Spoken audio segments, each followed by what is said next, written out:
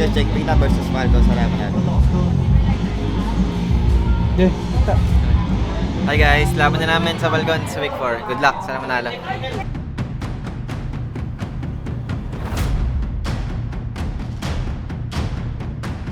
Guys, wala si Oheb. Baka muna babalik kay Oheb.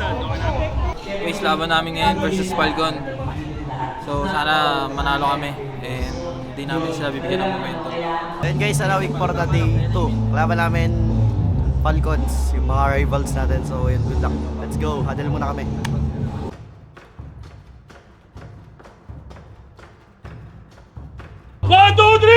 Let's go, Liquid! Entering the arena, Sanford, Carl Tizzy, Sanji, JB and Oheb, Cavalry! This is Team Liquid Philippines! Na ngayon, take note, level 1 pala, pero ganito kahirap na agad. Ang ating Falcons, pero Silver from the back with a final flash! Dalawa na naman na mahuli at members ngayon ng Team Falcons ay isa-isang tutumba! Oy, but a free hit here goes with Spare Misery. First is also down! Tatlo na lang ang dedepensa para dito. Itutuloy na kaya nila ang endgame. Ang hirap na ng posisyon ngayon. Hindi na nga makaangat, hindi na makaabante! It's going to be Carkeezy with a killing spree. Sanford is doing it! And the rest will go down as TLPH takes game number 1!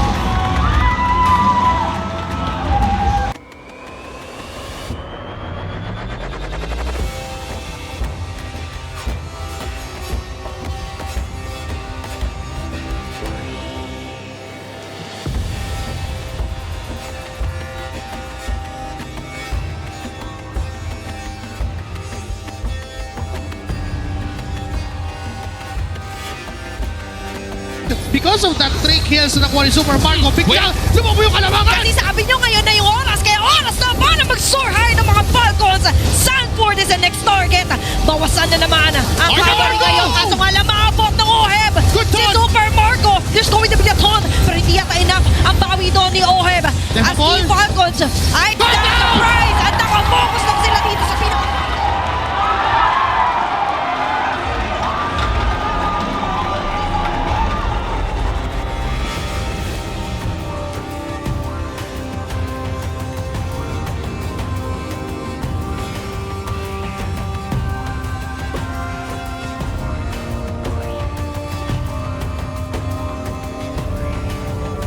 Tatama man, pero hindi yata yun.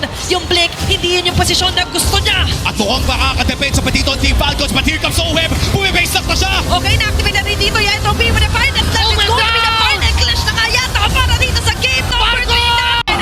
At sa Cavalry!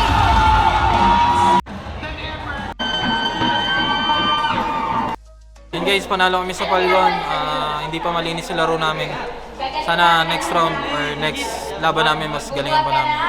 Hey guys, panalo kami sa Falcons. Bukas ulit kalaban namin AP Bren. Kwarta nyo kami guys.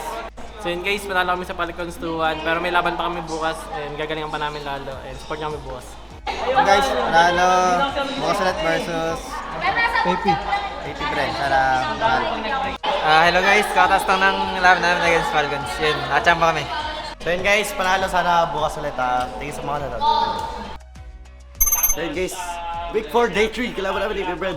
Wala kaming plano, gusto na namin umuwi. Pagkatalo kami ng game 1, 0-2 na yun. Pag panalo kami game 1, 2-0 na yun. Bibigyan daw ako ng extra jacket. Ano?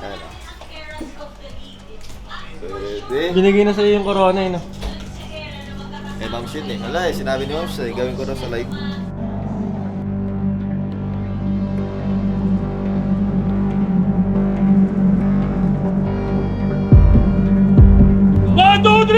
Let's go, Liquid! The Cavalry that's looking to end the first half with a victory. Here's Sanford, Carl Tizzy, Sanji, JB and Oheb, Team Liquid Philippines! Ang AP Bren, tayo pagsabayan na ang TLPH. Pero pagkatapos na kasama sa amin na papanabuhay, kailangan mo si Jacob dito. Pero yung Tornos, ang kikitil sa buhay ni Sanford, mamamaalam din siya sa kamay ni Sanji na nakakadalawa na. Tumama yung Spare Destruction. Ilalaman pa din ni Oheb na magsila pagdating sa numero. At mamamatay siya dito.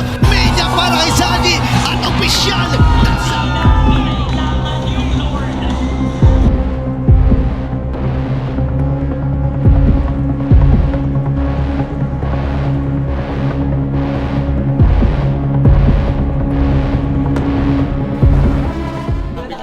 Berser talaga guys. Huwag kayong magagulawin agad talaga.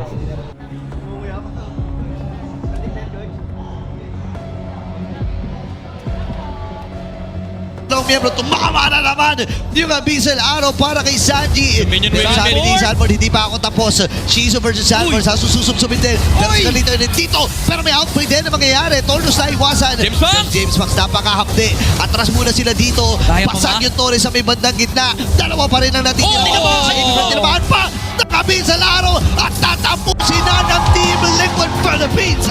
Ang laban na ito.